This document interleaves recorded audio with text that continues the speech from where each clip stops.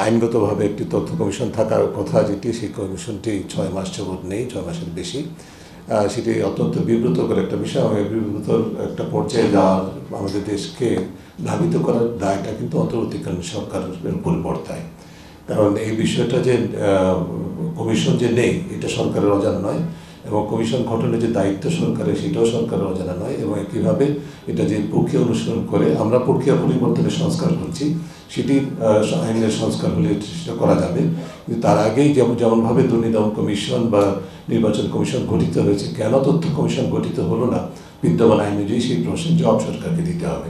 কিন্তু শুধু তাই নয়, এর পাশাপাশি একটা জিনিস খেয়াল রাখতে হবে, এমন ব্যক্তিবর্গকে কমিশনে নিয়োগ দিতে হবে যাদের পেশাগত জীবনে আর যাই হোক তথ্য প্রকাশের পরিপন্থী অবস্থান, যারা সারা জীবন পেশাগত অবস্থান থেকে করেছেন, প্রতিপালন করেছেন, এই ধরনের ব্যক্তিবর্গকে যেন তথ্য কমিশনে নিয়োগ দেওয়া না হয়।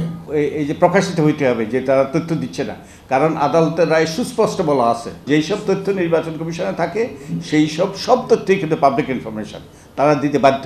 এমনকি আমি দেখেছি যে শুধু নির্বাচন কমিশন নয়, কোনো জায়গায় যে এমনকি হলফনামা দিতেও কিন্তু অস্বীকৃতি জ্ঞাপন করেছে কোনো জায়গায়, যেটা সম্পূর্ণরূপে আইনের পরিপন্থী।